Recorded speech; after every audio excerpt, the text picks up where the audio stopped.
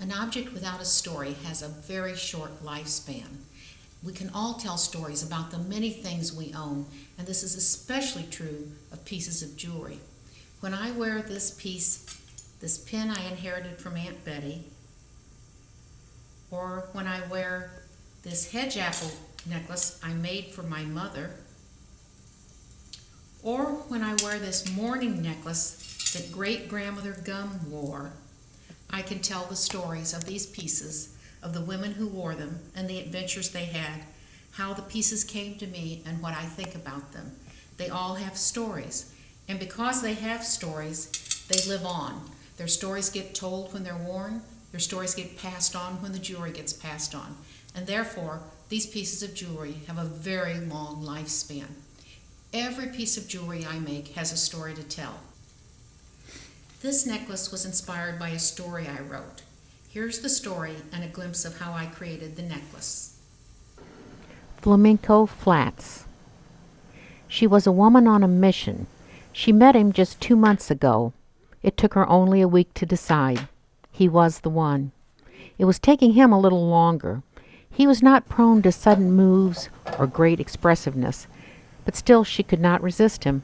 His highest praise when asked how he liked anything was, "It's not so bad."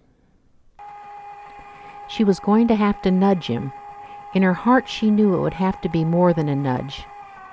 She would need to do something intense, dramatic, hot. For several days she considered her options, and suddenly, as she was walking past her garden, she knew what to do.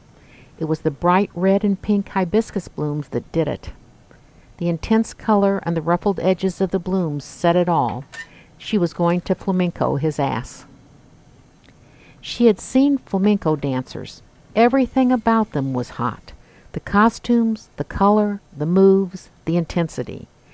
And so she enrolled at Los Flamencos Dance School in Beginning Flamenco Level 1. Week after week she made excuses not to see him on Monday night, and from 7 p.m. till 8:30 p.m. she moved ever closer to her goal.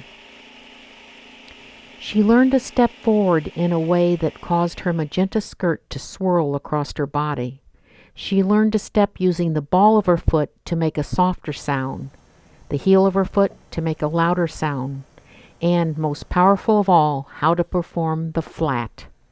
The flat used the ball and the heel at the same time. She thought of it as putting her foot down.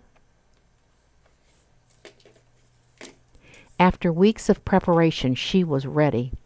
On the last Friday in August, a very hot night indeed, she radiated heat as she swirled into the room. She got what she wanted, but this was not the last nudge she would need to employ. She would continue to perform the flat for the rest of her life.